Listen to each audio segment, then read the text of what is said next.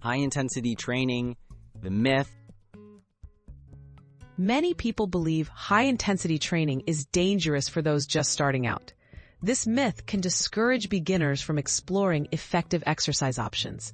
The truth is more nuanced, and understanding it can help you make smarter, safer fitness choices. What is high-intensity training? High-intensity training involves short bursts of intense activity followed by brief recovery periods. It's popular for boosting fitness efficiently.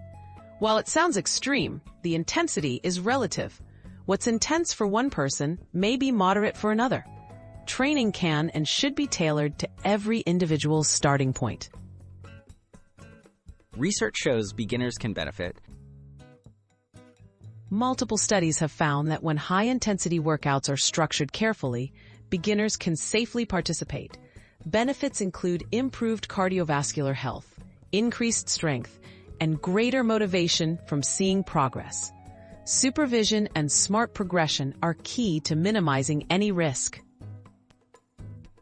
How to stay safe as a beginner. To ensure safety, beginners should start with exercises matched to their abilities, gradually increase intensity, and pay attention to proper form.